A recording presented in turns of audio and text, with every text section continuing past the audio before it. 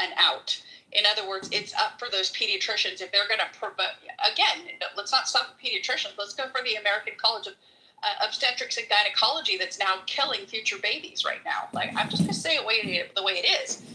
They're delivering devices into these women that have never had safety exhibited on it, but let's figure it out by putting it in you now. Like, wait, what? So again, these people who are administering drugs or biopharmaceuticals, whatever they're going to classify these things, any of it, if they're recommending it or delivering it to a patient, there has to be full and informed consent. It's up to them, that doctor, to make sure they receive that full and informed consent themselves before they start administering products.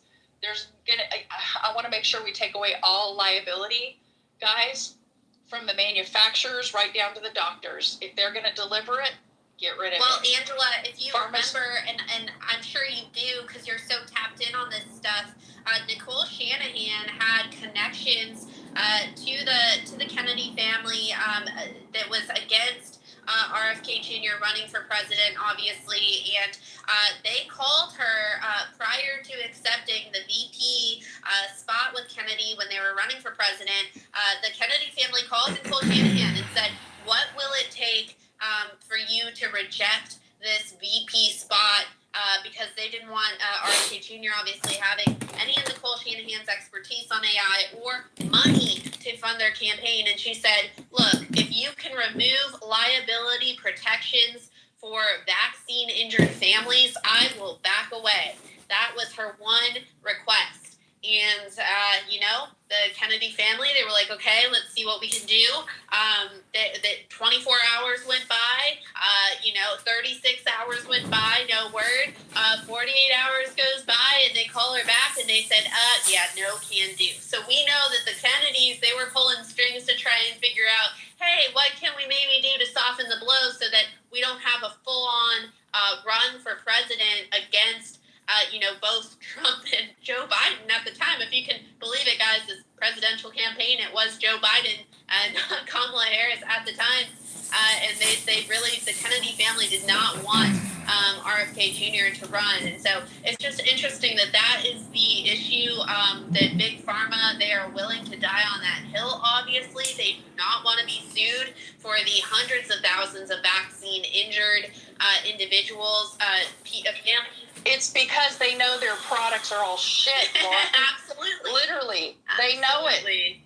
Yeah, they know it. And, I think that the COVID era, I've said it many times, Angela, I think that, once we're well into the golden era of cleaning up this corruption, I think movies will be made. I think that the COVID era regulations, the COVID era vaccines, what Big Pharma forced on the world will go down as one of the greatest crimes against humanity that has ever been recorded. I stand by that, and I strongly believe that we are on the path. I am 60 years old, okay? I've had breast cancer. I currently have skin cancer. So we all, and I don't live in America. I have a house in America, okay? I'm English, as you can tell by my voice, but I live in South Africa. But everything America does affects us, affects the whole world. This is the global community.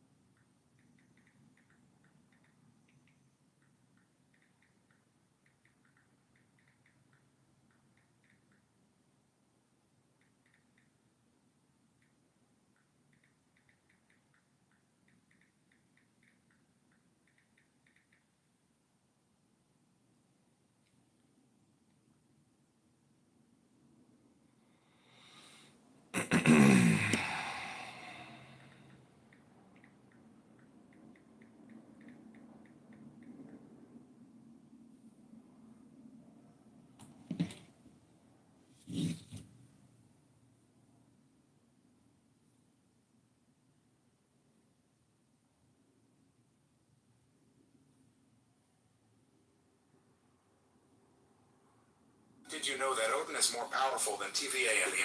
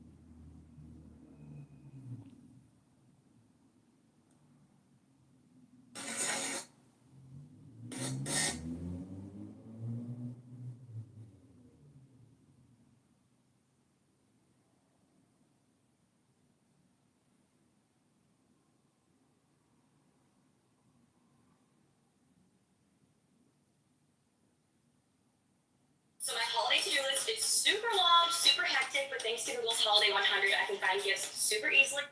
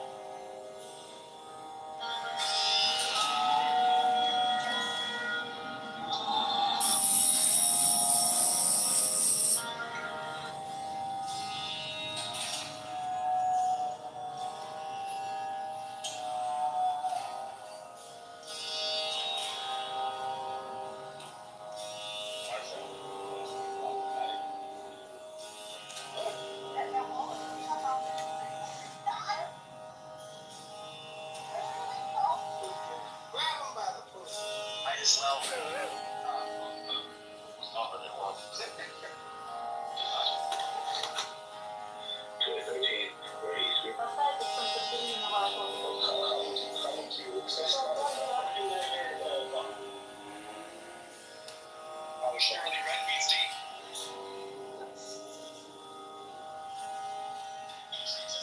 Applause for all that destroys, for all that endures. I am yours. Do I care if it heals me or harms? Come to my arms, Layla. Come to my arms. Uncharmable charmer of Bacchus and Mars, the sounding, rebounding abyss of the stars, virgin in armor, thine arrows unslinging in the brilliant, resilient first rays of the supermoon. By the force of the fashion of love, when I broke through the shroud, through the cloud, through the storm, through the smoke, to the mountain of passion, volcanic that awoke. By the rage of the mage I invoke. By the midnight of madness, the lone lying sea, the swoon of the moon, the swoon into me, the sentinel sadness of clinging pine. That night of delight, you were mine, you were mine. You were mine, oh my saint, my maiden, my mate, by the might of the right of the night of our fate. Though I fall, though I faint, though I jar, though I choke, by the hour of our power I invoke, I come, charmable, against compels to cruel independence.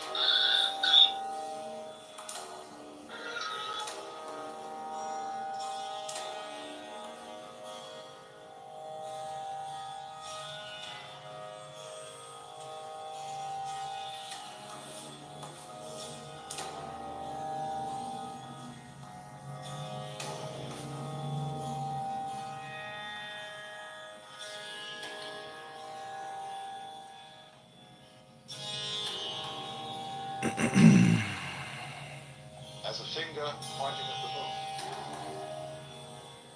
And you must be very careful not to mistake the finger for the moon.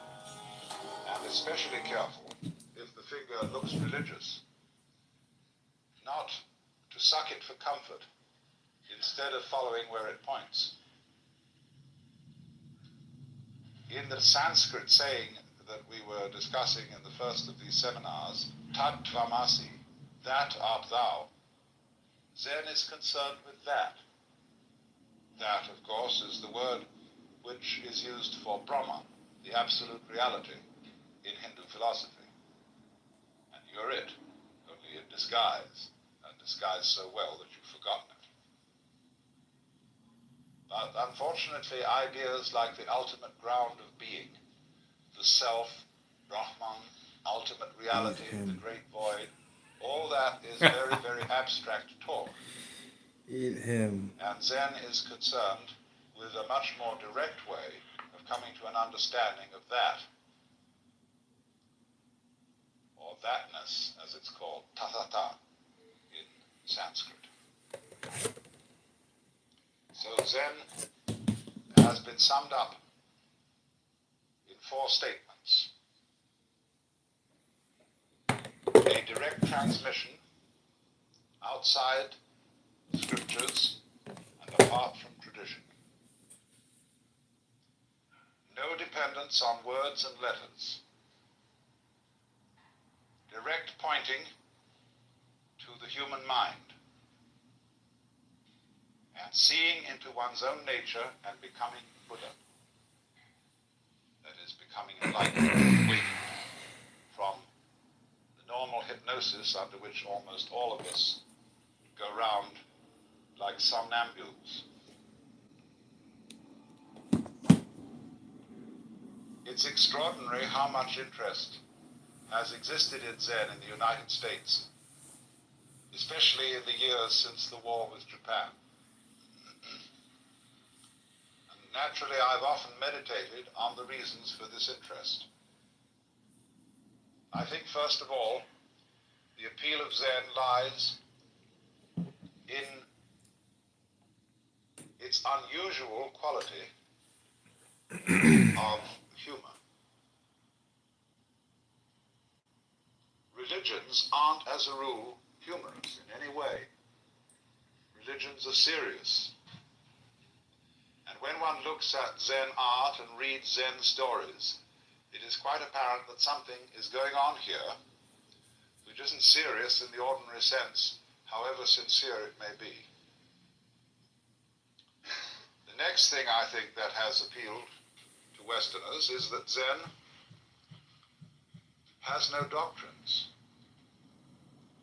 There is nothing you have to believe, and it doesn't moralize at you very much. It's not particularly concerned with morals at all. It's a field of inquiry rather like physics. And you don't... A lecture on Zen is always something in the nature of a hoax. Because it really does deal with a domain of experience that can't be talked about. But one must remember at the same time that there's really nothing at all that can be talked about adequately. And the whole art of poetry is to say what can't be said. So every poet, every artist, feels when he gets to the end of his work that there's something. A lecture on Zen is always something in the nature of a hoax. Because it really does deal with a domain of experience that can't be talked about. But one must remember at the same time that there's really nothing at all that can be talked about adequately. And the whole art of poetry is to say what can't be said. So every poet, every artist, feels when he gets to the end of his work that there's something absolutely essential that was left out. So Zen has always described itself as a finger pointing at the moon. And you must be very careful not to mistake the finger for the moon, and especially careful if the finger looks religious, not to suck it for comfort instead of following where it points. In the Sanskrit saying that we were discussing in the first of these seminars, Tat Tvamasi, that art thou, Zen is concerned with that. That, of course, is the word which is used for Brahman, the absolute reality, in Hindu philosophy. And you're it, only in disguise, and disguised so well that you've forgotten it.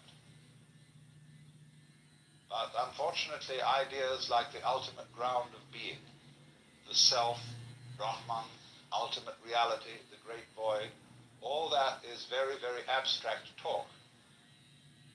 And Zen is concerned with a much more direct way of coming to an understanding of that, or thatness, as it's called, tathata in Sanskrit.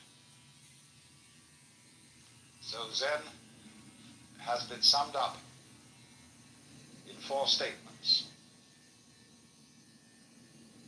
A direct transmission outside scriptures and apart from tradition. No dependence on words and letters. Direct pointing to the human mind. And seeing into one's own nature and becoming Buddha. That is, becoming enlightened, awakened from the normal hypnosis under which almost all of us go round like somnambules. It's extraordinary how much interest has existed in Zen in the United States, especially in the years since the war with Japan. And naturally, I've often meditated on the reasons for this interest. I think, first of all, the appeal of Zen lies in its unusual quality of humor. Religions aren't, as a rule, humorous in any way. Religions are serious. one looks at Zen art and reads Zen stories, it is quite apparent that something is going on here which isn't serious in the ordinary sense, however sincere it may be. The next thing I think that has appealed to Westerners is that Zen has no doctrines. There is nothing you have to believe, and it doesn't moralize at you very much. It's not particularly concerned with morals at all. It's a field of inquiry rather like physics. And you don't expect a physicist to discuss authoritatively about morals, even though as a human being he has moral interests and problems. But as a physicist, he is not a moral authority. Or if you go to an oculist or ophthalmologist to have your eyes adjusted, that is so you can see clearly. And Zen is spiritual ophthalmology. Another thing that appeals very much to Western students about Zen is that they've read their Zen from Suzuki and from some of my writings and from R.H. Blythe. And these people present a rather different kind of Zen from that which you will find today in Japan.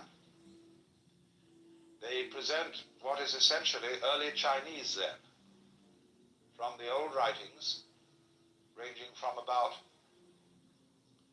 shortly before 700 AD to 1000 AD. And that Zen has a very different flavor from modern Japanese Zen. And so, of course, many of the people who go to study Zen in Japan disapprove of Dr. Suzuki thoroughly, and also, naturally, of my exposition of Zen, because we don't make a great fetish of studying Zen by sitting. In Japan today, they sit and they sit and they sit. R.H. Blythe asked a Zen master, what would you do if you had only 1/2 hour left to live? And he said, I would do Zazen, which means he would sit like a Buddha here and practice meditation.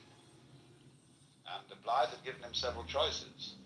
Would you like to listen to your favorite music? Would you have a dinner? Would you get drunk? Would you like the company of a beautiful woman? Would you take a walk? What would you do? Or would you just go on with your daily business as if nothing was going to happen? In other words, would you wind up your watch? So he was very disappointed in this answer. And he said, you know, sitting is only one way of doing Zen. Buddhism speaks of the 4 dignities of man: walking, standing, sitting, and lying. And so Zazen is simply the Japanese word for sitting Zen. There must also be walking Zen, standing Zen, and lying Zen. You should know, for example, how to sleep in a Zen way. That means to sleep thoroughly. Zen has been described as when hungry, eat, when tired, sleep. And when the student got that description, he said, well, doesn't everybody do that? And the master said they don't. When hungry, they don't just eat, but think of 10,000 things. When tired, they don't just sleep, but dream innumerable dreams. So in a sense, this sounds like the old Western truism. Whatever your hand finds to do, do it with all your might. But that's not the same thing as Zen. A lot of people like to see if they could sum up Zen in that way, in the Latin motto of the school I used to go to in England, age dum agis, act when you act, or while you act. There's a famous story which beautifully illustrates the current relationships between East and West. Paul Reps, who wrote, or rather drew, a lovely book called Zen Telegrams, once asked a Zen master to sum up Buddhism in one phrase. And he said, don't act, but act. So Reps was simply delighted, because he thought the master had said, don't act, but act. And that, of course, would be the Taoist principle of Wu Wei, of action in the spirit of not being separate from the world, realizing so fully that you are the universe too, that your action on it is not an interference, but an expression of the totality. But the master's English was very bad indeed, and Paul Reps had misunderstood him. He had said, don't act, bad act. And you know, that is the sort of attitude that all clergy develop over the centuries. You know how it is when you go to church, if you do. So often the sermon boils down to, my dear people, you ought to be good. And everybody knows that, but hardly anybody knows how. Or even what good is. No, the fascination of Zen to the West is that it promises a sudden insight into something that is always supposed to take years and years and years. The psychoanalysts, if you're mixed up, they tell you the troubles you've got yourself into over all these years can't be undone in a day. And therefore it will take many, many sessions, maybe twice a week for several years for you to get straightened out. The Christians say that if you embark on a path of spiritual discipline, get yourself a spiritual director and submit yourself to the will of God, but you may not get into the high states of contemplative prayer for very many years. The Hindus, the Vedanta Society people, the Buddhists also say will require many long years of meditation, very hard concentration, very difficult practice, and stern discipline. Then maybe you will make enough progress in this life to become a monk in your next life. And then you'll make enough progress to enter some of the preliminary stages leading to Buddhahood. But it's all likely to take you many, many incarnations. But when this artist Hasegawa was asked, how does one see into Zen? He said, it may take you 3 seconds. It may take you 30 years. I mean that. And so you see there is always the possibility that it may take only 3 seconds.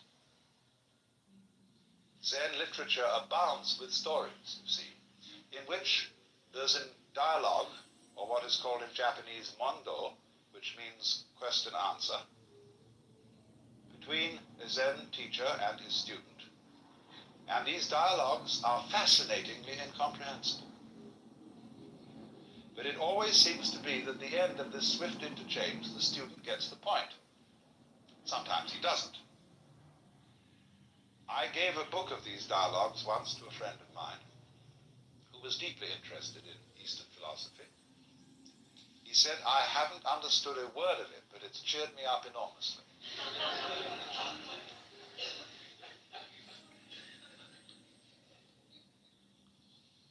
So this book called the Mumonkan, which means the barrier with no gate, or the gateless gate,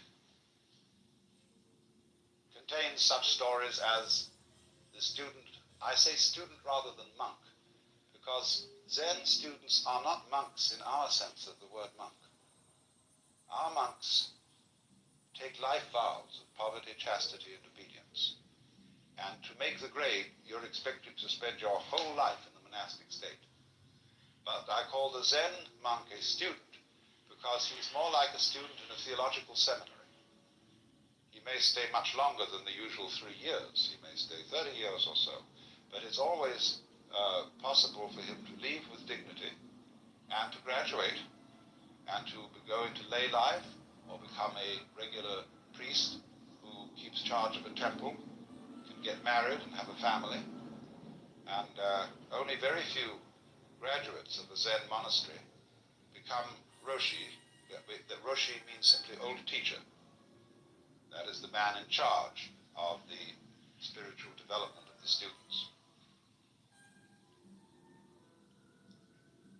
So one of these students in the book says to the master Joshu, I have been here in this monastery for some time, and I've had no instruction from you.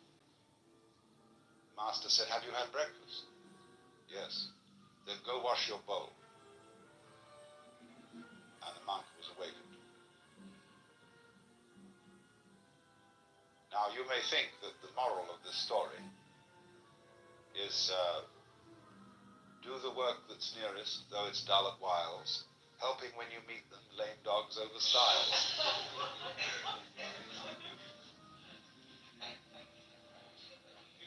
Or that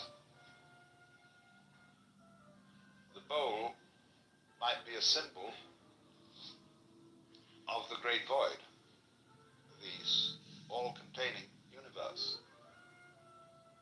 And probably the monk had washed it already, because they immediately after eating in Japan and China, in a monastery, they would take tea and pour it into the bowl and swill it around, wash it and wipe it out. So maybe he had already washed the bowl. In that case, you might think that the master was saying, don't gild the lily. Don't, to use a real nice Zen phrase, don't put legs on a snake or a beard on a eunuch. No, the point of that story is so clear that that's what's difficult about it. And all these stories resemble jokes in this sense. The joke is told to make you laugh. When you get the point of a joke, you laugh spontaneously. But if the point has to be explained to you, you don't laugh so well. You force a laugh. There is some kind of sudden impact between the punchline and the laugh.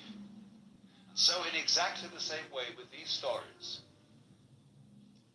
there is expected to be something else than laughter, which is sudden insight into the nature of being. Nature of being, that sounds, very abstract. But it was go wash your bowl.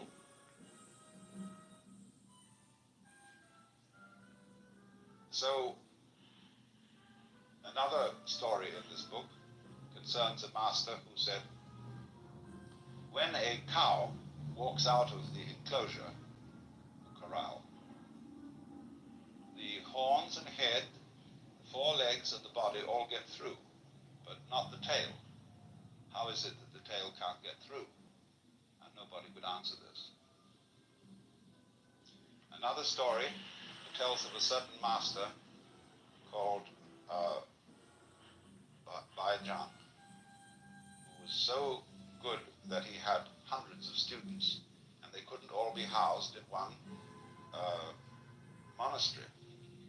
So he had to find one of the students who could also be a master. And so he arranged a test. He put down a pitcher in front of them all and said, without making an assertion or without making a denial, tell me, what is this? And the senior monk said it couldn't be called a piece of wood. The teacher didn't accept this answer. But the monastery cook came forward and kicked the pitcher over and walked away. And he got the job. And the commentator remarks, maybe he wasn't so smart after all, for he gave up an easy job for a difficult one.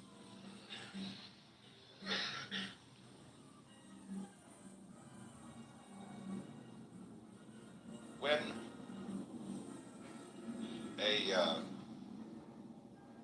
an inquirer about Zen came to a master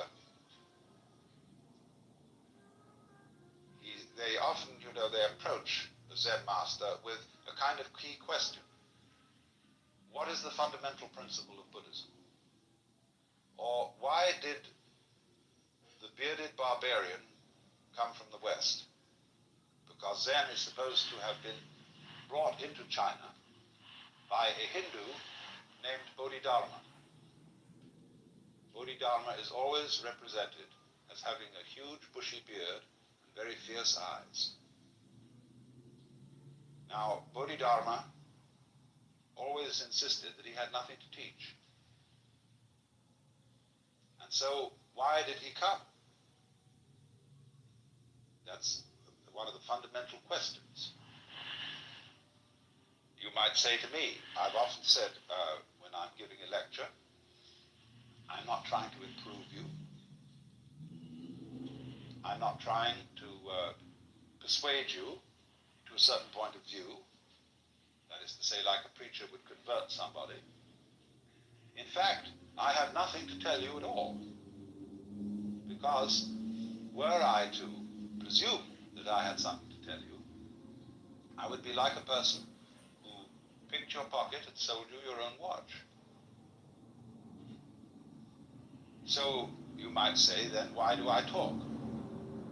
You might ask the sky, why are you blue? The clouds, why do you float around? Birds, why do you sing? And we've been busy trying to invent explanations for all this. So there's this great Zen saying. One of the old masters said, when I was a young man and knew nothing of Buddhism, mountains were mountains and waters were waters. But when I began to understand a little Buddhism, mountains were no longer mountains, waters no longer waters. In other words, when one starts scientific and philosophical inquiries, everything gets explained away in terms of its causes or other things that go with it. Or one sees that all the things in the world, what we think are separate things, are, as things, illusions. There is nothing separate. So, but he said at the end, but when I had thoroughly understood, mountains were mountains, and waters are waters. So, this is what's called direct pointing.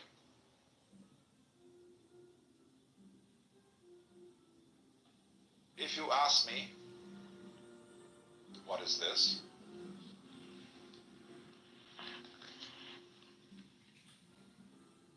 Is one answer. If you had a cigarette in your hand, that might be another answer.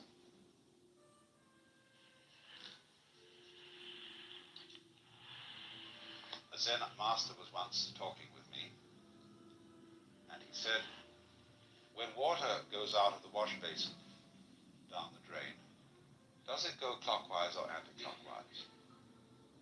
And this was all phrased in the middle of a very ordinary conversation. And it just seemed like a speculative question. And I said, oh, it might go either. He said, no, it's like this. Now he said, which came the first, egg or hen? I said, duck, duck, duck, duck, hen! Now, he said, that's the point.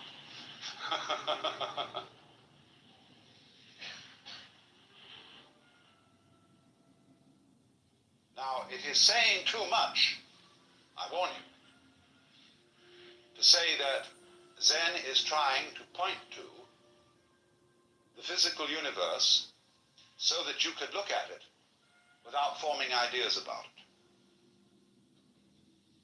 That is saying too much, but it is the general idea. It's in the direction of being the right idea. Zen people speak of the virtue of what they call mushin, which means no mind, or munen, no thought. That red lantern says munen on it, no thought.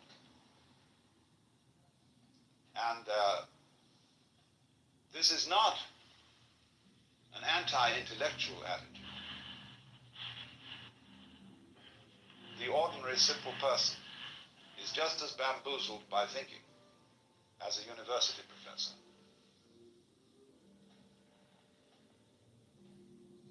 you can think intellectually in a no-think way. That's the art. It doesn't mean not to have any thoughts at all. It means not to be fooled by thoughts, not to be hypnotized by the forms of speech and images that we have for the world, not to be hypnotized by them into thinking that that is the way the world really is.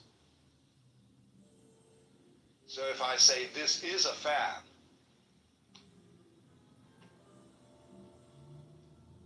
it isn't. To begin with, fan is a noise. And this doesn't make the noise fan, but just whoosh. But it can be many other things than a fan. It can be a back scratcher. Very well. All sorts of things. Don't let words limit the possibilities of life. Actually, this fan has an inscription on it, written by a Zen master who is 100 years old. And it says, I don't understand, I don't know anything about it. So that goes back to the story of Bodhidharma, that when he first came to China, sometime a little before 500 AD, he was interviewed by the Emperor Wu of Liang. And the emperor was a great patron of Buddhism. He said, we have caused many monasteries to be built, monks and nuns to be ordained, and the scriptures to be translated into Chinese. What is the merit of this? Bodhidharma said, no merit whatever. Well, that really set the emperor back, because the popular understanding of Buddhism is that you do good things like that, religious things, and you acquire merit. And this leads you to better lives in the future, so that you will eventually become liberated. So he was completely set back, so he said, well, what is the first principle of the holy doctrine? And Bodhidharma said, vast emptiness and nothing holy. Or in vast emptiness there is nothing holy. So the emperor said, who is it then that stands before us? The implication being, aren't you supposed to be a holy man? And Bodhidharma said, I don't know. So the poem says, plucking flowers to which the butterflies come. Bodhidharma says, I don't know. And another poem like it. If you want to know where the flowers come from, even the god of spring doesn't know. So anybody who says that he knows what Zen is a fraud. Nobody knows. Just like you don't know who you are. All this business about your name and your accomplishments, your certificates, what your friends say about you, you know very well that's not you. But the problem to know who you are is the problem of smelling your own nose. When the great Japanese master Dogen came back from China in about the year 1200 to bring his school of Zen into Japan, they asked him, what did you learn in China? He said, the eyes are horizontal, the nose is perpendicular.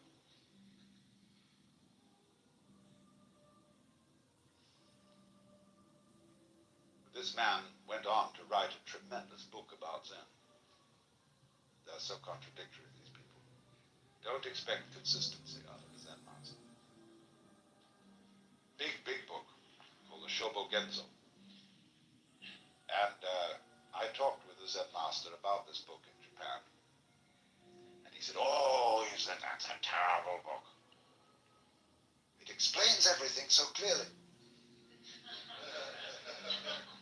It gives the show away. You don't need any book for Zen.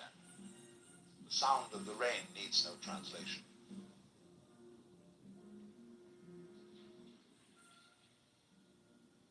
So you see, it is this kind of way of going about things, this method of Zen, that has so fascinated the West. And everybody who reads about Zen wonders if somehow, you see, this understanding is right under your nose. You know how it is, sometimes you get a crowd of people to come into a room, and you put something in the room that's absurd.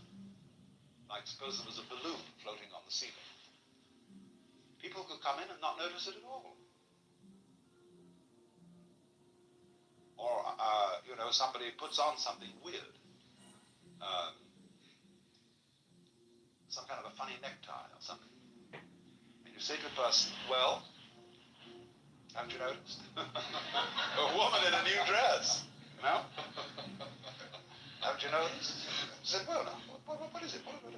No, it's right under your nose. They're staring you in the face, but you don't see it. And Zen is exactly like that. So I might say to you all, what did you forget when you came in here? Maybe you forgot it long before. Something you forgot. And you think, is it this? Is it that? I say, oh, no, it's much simpler than that. It's very, very obvious. And this makes it all the more difficult.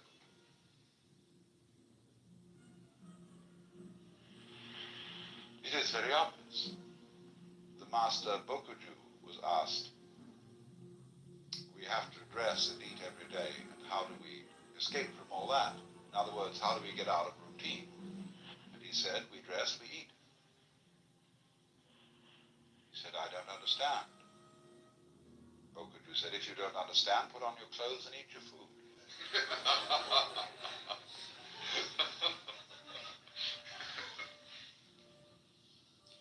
Another Zen master in quite recent times was interviewing a student. You see, all these stories I'm telling you are connected, and what I want you to do is to grasp intuitively the connection. Was interviewing a student, Western student, and he said, get up and walk across the room. He got up and walked and came back and said, where are your footprints?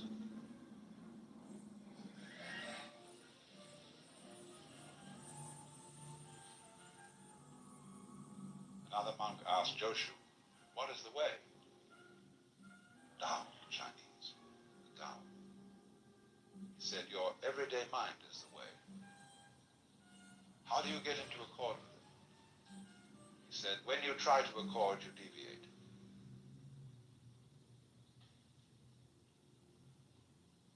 So, here is this extraordinary phenomenon. Now let me say, having presented you with all these fireworks, let me say a few sober things about Zen as a historical phenomenon, which we can put it in context with other things in the seminar we've been studying about the history of Oriental philosophy. Zen is a subdivision of Mahayana Buddhism. And as you know, that is the school of Buddhism which is concerned with realizing Buddha nature in this world. Not necessarily by going off to the mountains or by renouncing family life, everyday life, etc., as if that were an entanglement, but realizing in the midst of life the possibility of becoming a Buddha. And so the great ideal personality of Mahayana Buddhism is the Bodhisattva, a word now applied to somebody who has attained nirvana, but instead of disappearing, comes back in many, many guises. There's a famous painting of one of the bodhisattvas in the form of a prostitute. And bodhisattvas in Zen art are often represented as bungs. There's the beautiful one over there by the furnace, painted by Sengai, of the bung Pote, or Putai in Chinese, who's always immensely fat. And he's saying, Buddha is dead. Maitreya, who is supposed to be the next Buddha, hasn't come yet. I had a wonderful sleep and didn't even dream about Confucius. And he's just stretching and yawning as he wakes up.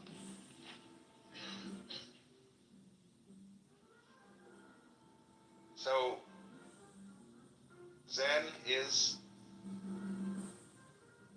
Mahayana, Indian Mahayana Buddhism, translated into Chinese, and therefore deeply influenced by Taoism and Confucianism. Zen monks brought Confucian ideas to Japan.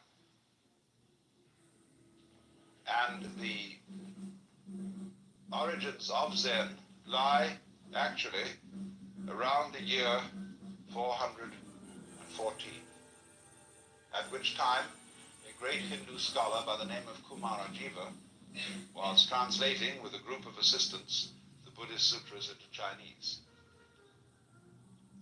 One of his students taught that all beings whatsoever have the capacity to become Buddha, to become enlightened. Even rocks and stones. And that even heretics and evildoers have the Buddha nature or Buddha potentiality in them. And everybody said he was a dreadful heretic. But then a text called the Nirvana Sutra came from India, which said precisely that. So everybody had to admit that this man was right.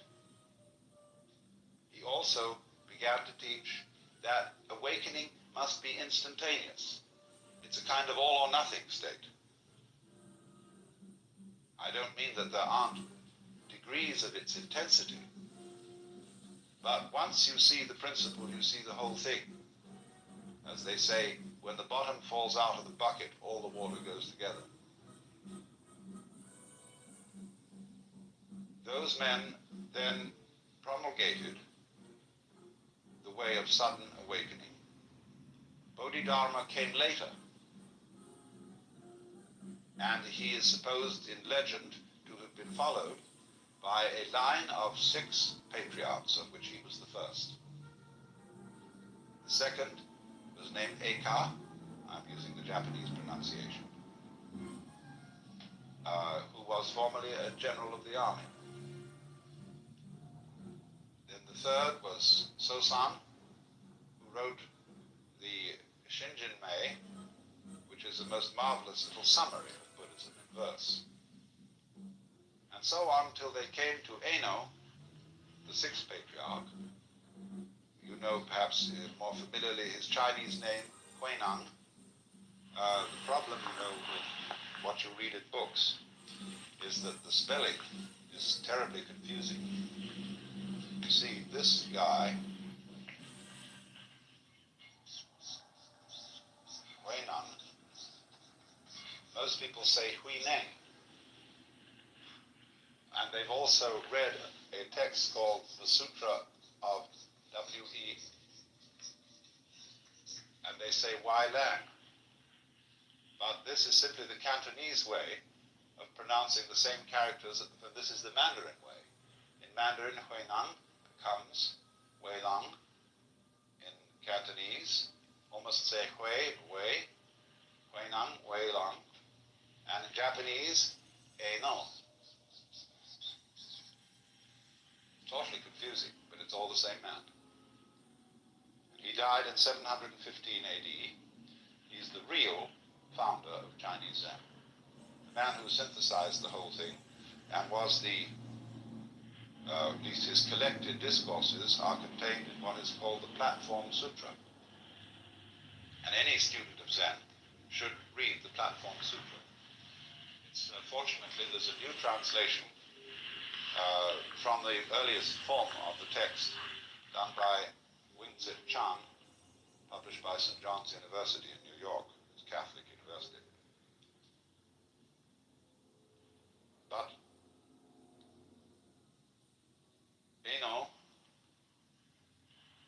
really fused Zen with the Chinese way of doing things. And he emphasized very thoroughly, do not think you are going to attain Buddhahood by sitting down all day and keeping your mind blank. Because a lot of those students who practiced dhyana, which is the Sanskrit for Chan, which is the Chinese for Zen, which is in turn Japanese, means meditation, or contemplation perhaps would be a better translation in English. And everybody thought that the proper way to contemplate was to be as still as possible. But according to Zen, that is to be a stone Buddha instead of a living Buddha. Now I can knock a stone Buddha on the head, thunk, and it has no feelings. And so it's a stone Buddha. There was a famous Zen master called Tankar, who went to a little lonely temple on a freezing cold night. And he took the Buddha image, one of the Buddha images off the altar, split it up and made a fire. And when the attendant of the temple came in the morning, he was horrified. He broke the image, and Tankar took his stick, started raking in the ashes. And the temple priest said, "What are you looking for?" He said, "I'm looking for the sali, that is to say the jewels that are supposed to be found in the body of a genuine Buddha when he's cremated." So the priest said, "You couldn't expect to find sali from a wooden Buddha." In that case, said Tankar, "Let me have that other Buddha for my fire."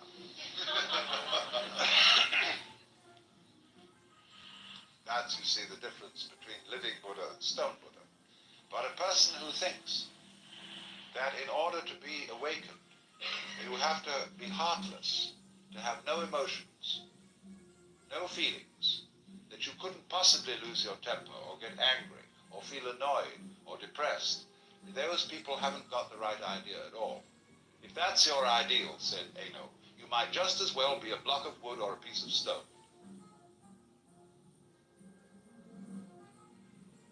What he wanted you to understand is that your real mind, while all those emotions are going on, is imperturbable. Just like the sky, when you move your hand through the sky, you don't leave a track. The birds don't stain the blue when they pass by. And when the water reflects the image of the geese, it doesn't, the reflection doesn't stick there. So, to be pure-minded in the Zen way, or clear-minded is a better way of translating it, is not to have no thoughts. It's not a question of not thinking about dirty things. One great master of the Tang Dynasty, when asked, "What is Buddha?" believe it or not, answered, "A dried turd." So it's not that kind of purity. It is purity, clarity, in the sense that your mind isn't sticky. You don't harbor grievances. You don't be attached to the past. You go with it, with life. Life is flowing all the time. That is the Tao, the flow of life. And you are going along with it whether you want to or not. You're like people in a stream. You could swim against the stream, but you'll still be moved along by it. And all you'll do is wear yourself out in futility. But if you swim with the stream, the whole strength of the stream is yours. Of course, the difficulty that so many of us have is finding out which way the stream is going. But suddenly, as it goes, all the past vanishes, the future has not yet arrived. And there is only one place to be, which is here and now. And there is no way of being anywhere else, none whatever. If you understand that thoroughly, your task is finished. You then become instantaneous and also momentous. So this was Eno's principle. As I said, he died at 715, and he left 5 very great disciples who taught substantially the same sort of thing. But as things go, then they became, these disciples had disciples, and those disciples had disciples, and there's a genealogy, and Zen broke into what are called 5 houses. And these, some of them didn't go on. Zen went on in 2 main forms. One is called, by the Japanese, Rinzai Zen, after the great master Rinzai, who lived towards the end of the 9th century. And the Soto school comes from another line, and they have a slightly different emphasis. Soto is more serene in its approach, Rinzai more gutsy. Rinzai people use the koan method in Zen studies, Soto people don't, at least not in the same way. But this period between the death of the 6th patriarch, Eno, and about the year 1000 is the golden age of Zen. These were the really formative years. And after that, Zen began to decline in China. It became mixed up with other forms of Buddhism, and it suffered the fate of many, many forms of meditation type or yoga type discipline. It got a little bit sidetracked into occult and psychic matters, what are called in Buddhism siddhi, or the development of supernormal powers. For Zen, this is completely beside the point. But they did. It got involved with Chinese alchemy, with Taoistic alchemy, and all sorts of foolishness in that direction. But a very strong strain of Zen went to Japan.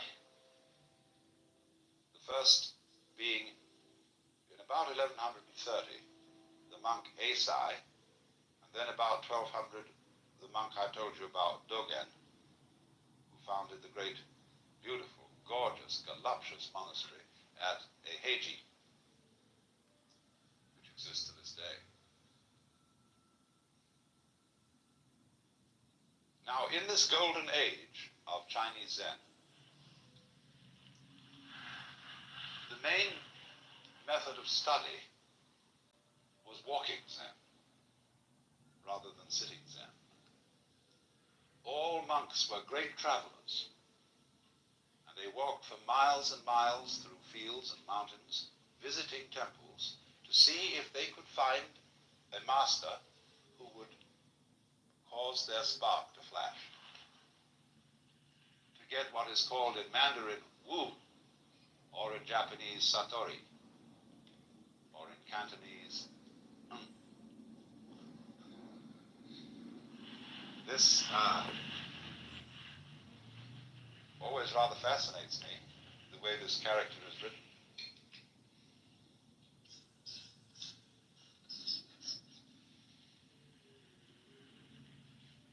The word I in Chinese is sometimes represented by this right-hand side of the character alone. 5 mouths, 5 senses. This one means your mind or heart, the heart-mind, shin. Now, when we say something very surprising happened, my heart came into my mouth. Here it comes into all five.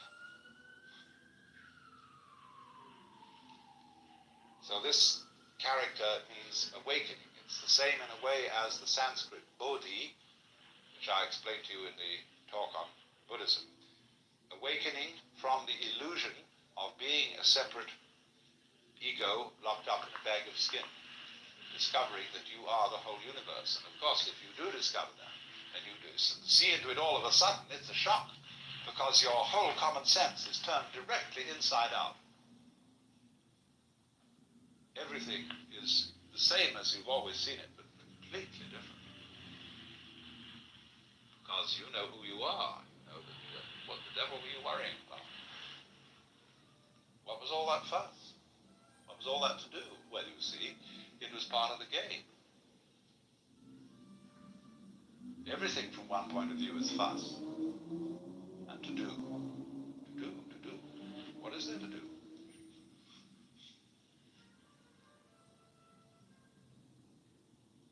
I must read you, in the second session, a poem by James Broughton called The Birds of America, which is all about that. But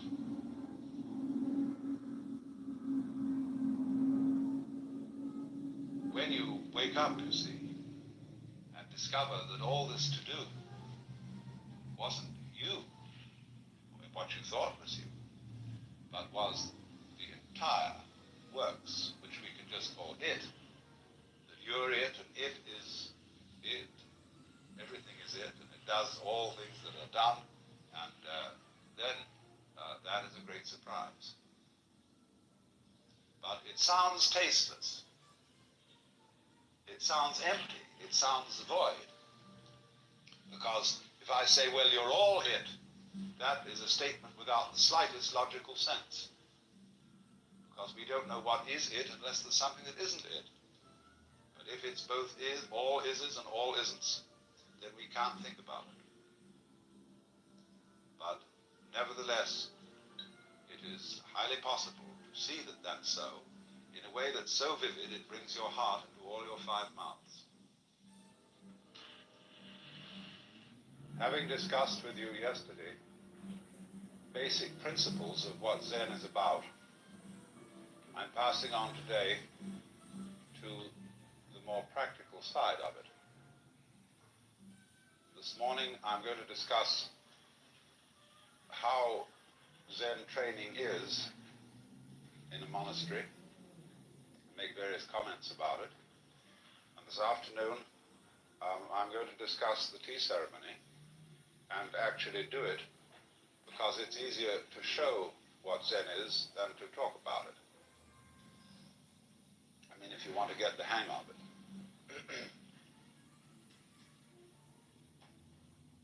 As I said yesterday, a Zen monastery is not a monastery in the Christian sense. It's more like a theological seminary, except that it practices more than it teaches. A typical institution consists of a campus. And on the campus there are many buildings. First of all, around the edges you will invariably find independent temples that were founded in times past by noble families, because one of the things that the Buddhists did when they came to the Far East was they exploited ancestor worship. This was very clever of them. This being the great religion of China, the Buddhist priests performed services like requiem masses for the repose of the souls, or for good reincarnations for one's ancestors, and they made quite a thing out of that. And so they have memorial services for the departed, And that's one of the principal functions of temples in Japan. People don't go to temple in the same way as Westerners go to church. They make pilgrimages to temples. And say at a great temple like Eiheiji, you will find on a Sunday morning or practically any morning a swarm of about 500 people attending the 4 a.m. service of chanting the Buddhist scriptures. But they're kind of in and out of their temples. They have special services. They have memorial services, weddings, all kinds of funerals or everything like that. But they don't have a parish kind of church community as we find it in the West. Although when Buddhism, through the Japanese immigrants, exports itself to the United States, they immediately copy the Protestant church institution and sing, "Buddha loves me, this I know, for the sutra tells me so." It's terrible. And all the young men, Nisei, who have never been in Japan, one thing they can't stand is sutra chanting. Because they don't know what it means, and the priests don't know what it means a lot of the time. And but it's beautiful to listen to. And they haven't got an educated Western ear yet to appreciate that kind of Oriental music. Well, now, then aside from these many temples, each of which is in charge of a priest with his family, and some of them are having a hard time making a go of it these days, so they've become restaurants for very elegant food, or museums, and all sorts of things. Now the guts of a Zen temple is what's called the Sodo.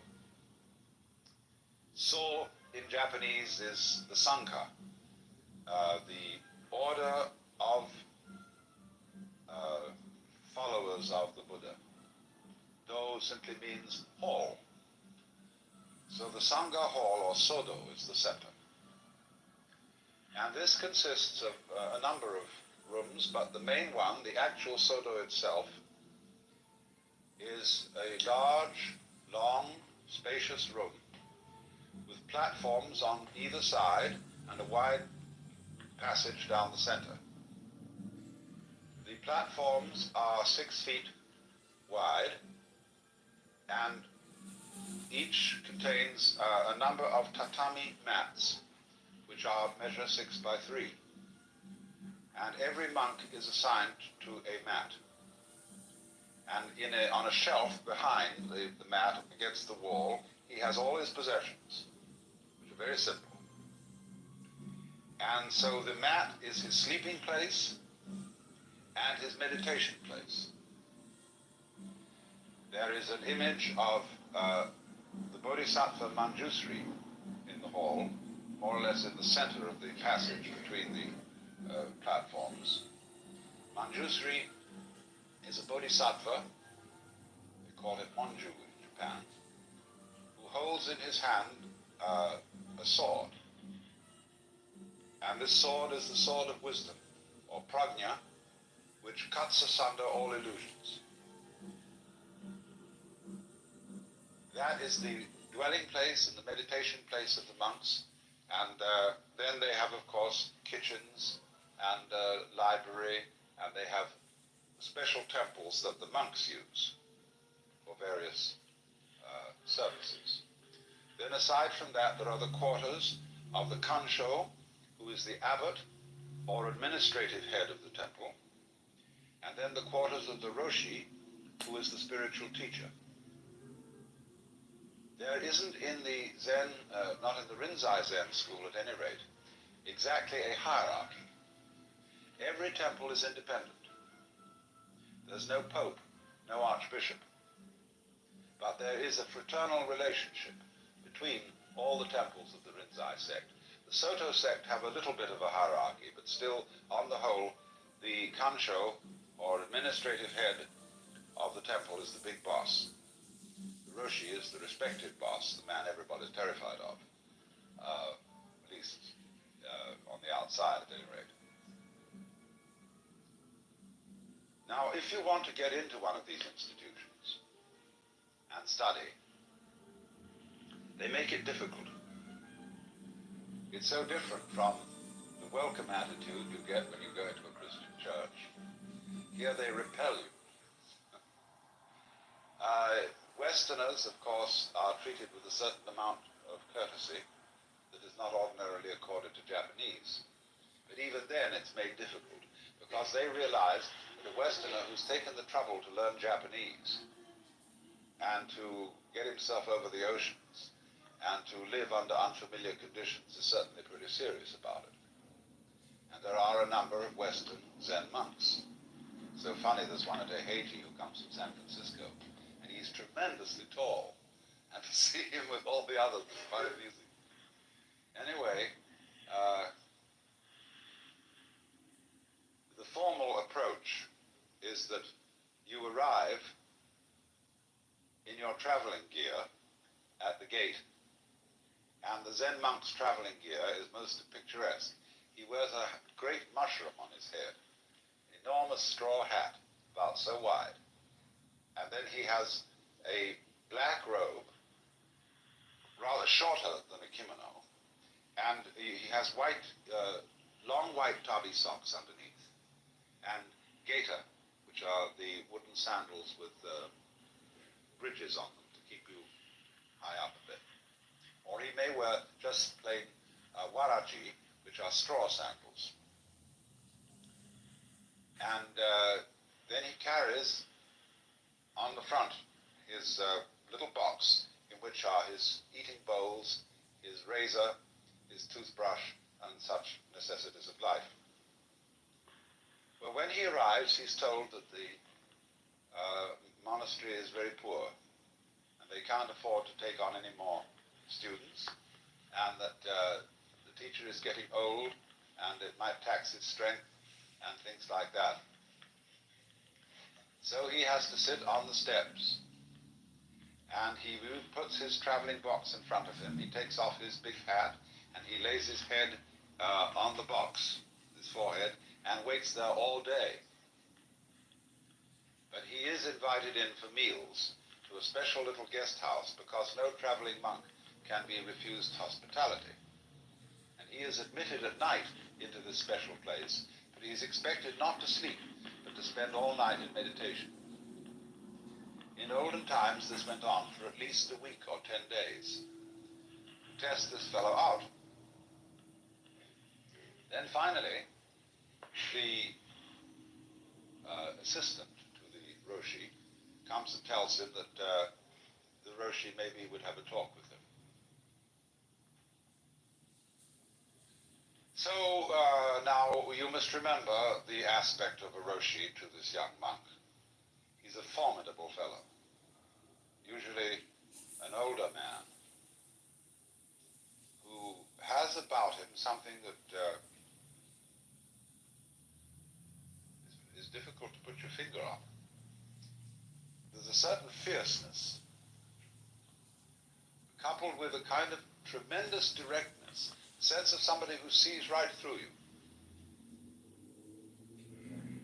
And so he really poses to this young fellow, "What do you want? Why did you come here?" But he said, "I came to be instructed in Zen." The teacher says, "Well, we don't teach anything here. There isn't anything in Zen to study." Well, the student knows, or thinks he knows, that this not anything which is studied in Zen is the real thing. That's, of course, as a Buddhist, he knows that what isn't anything is the universe, the great void, the shunyata. And so he isn't fazed by that. He says, "Well, nevertheless, you do have people who are working here and meditating under your instruction, and I'd like to join them."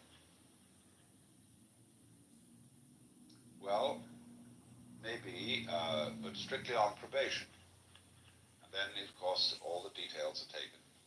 And he pays a ridiculously small fee in modern Japan, at any rate, be able to stay in the monastery. It's very, very inexpensive. Now the teacher comes back and says, now you want to study Zen. Why? Well, because I'm oppressed by the rounds of birth and death, in other words, by the vicious circles of life in which I find myself, by suffering, by pain, and so on, and I want to be emancipated. The teacher says, who is it that wants to be emancipated? Well, that's a stopper.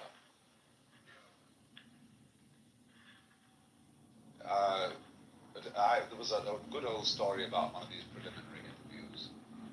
The master asks, first of all, very casual questions. Where's your hometown? What's your name? What did your father do? And where did you go to college? Why is my hand so much like the Buddha's hand? And suddenly, in midstream of an ordinary conversation, clunk, the student is blocked. And so there is devised the koan, K-O-A-N in Chinese, kunran. And this means, literally, the word koan means a case, in exactly the same sense as we talk about a case in law which functions as a precedent for future cases. Koan should be translated case. The koans are based on stories, mondo, of the conversations between the old masters and their students. But you can make a koan immediately by such a question. Why is my hand so much like the Buddha's hand?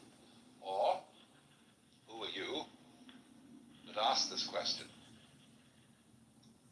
And if the student tries to verbalize on that and say, well, I am so-and-so, he asks, who knows that you're so-and-so? How do you know that you know? Who knows that you know? Find out. In other words, the basic koan is always, who are you? Who is it that wants to escape from birth and death? And I won't take words for an answer. I want to see you. And all you are showing me at the moment is your mask. So then the student is sent back to the monk's quarters, the Sodo.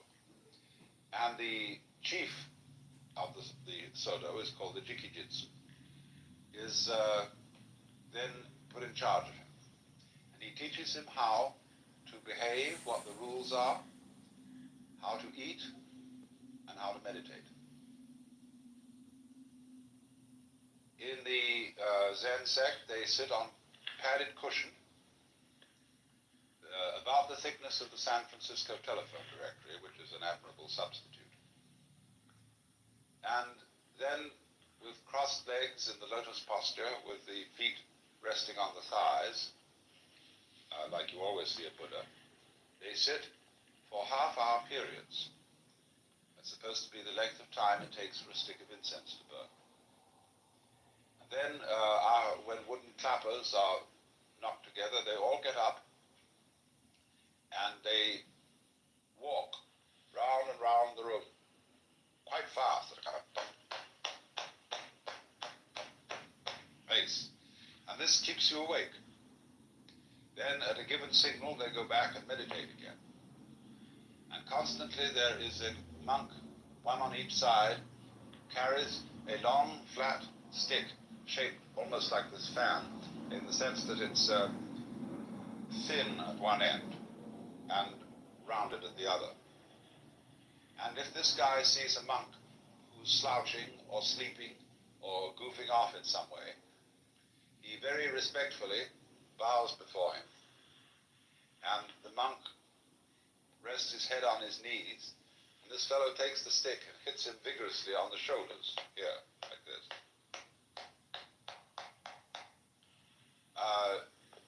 Now, most apologists for Zen say, this is not punishment, it's simply to keep you awake. Don't you believe it? It's, I've investigated this. And it's the same as the sort of British boys' school, only it doesn't have the erotic qualities that the British floggings do.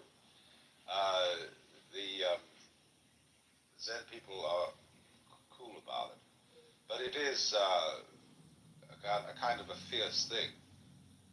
Well, anyway, the point of the meditation, the Zazen, is that perhaps at the beginning one does nothing more than count your breathing. So many breaths in counting in tens. Just to allow your thoughts to become still. Zen people do not close their eyes when they meditate, nor do they close their ears. They keep their eyes on the floor in front of them. And they don't try to force away any sounds that are going on, or any smell, or any sensation whatever. Only they don't think about it. And this can become an extraordinarily pleasant occupation. All the little sounds of distant traffic, of birds, of somebody carpentering somewhere and a hammer going, dog barking, or especially rain on the roof. Gorgeous. They don't block that out. But as time goes on, instead of counting breathing, they devote themselves to the koan problem, which the Roshi has assigned. What is the sound of one hand? Who were you before your father and mother conceived you? When Joshu was asked, does a dog have Buddha nature? He replied, no. What is the meaning of no? Or mu? All sorts of these problems. And so as time goes on, every day the student goes to the teacher for what is called Sanzen. Sanzen means studying Zen. And he has to present a satisfactory answer. Now, Sanzen is the moment in the monastery when no holds are barred, although there's a very formal approach to it. The monk has to stop outside the master's quarters and make this mokugyo.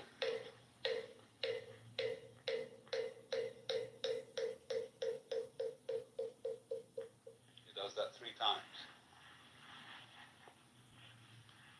And at a signal from the master, which is ringing a bell in reply, he goes in and sits down in front of the master and bows right down to the floor, and then sits up, and he repeats the koan that he's been given, and he's supposed to answer it. Now the master, if he is not satisfied with the answer, may simply ring his bell, which means interview over. Nothing doing. Or if he's still not satisfied, he may try to do something to hint the student as to which way to go, or puzzle him further, some sort of comment. But what happens is this. Do you see what kind of a situation has been set up here? The student is really being asked to be absolutely genuine. So if I say to you, now don't be self-conscious. I want you to be perfectly sincere. And as a matter of fact, I'm a mind reader. And I know whether you're being sincere or not. I can see right down to that last little wiggly guzzle in the back of your mind. And if you think I can, you see, I'm putting you in a double bind. I'm commanding you. How can you possibly do that on command? Especially when the person you're confronted with is a father figure, an authority figure. And in Japan, the sensei, the teacher, is even a more authoritative figure than one's father, which is saying a lot. But you are being asked in the presence of this tiger to be completely spontaneous. Or it isn't put in that way, you see, though. I mean, I'm describing this from the standpoint of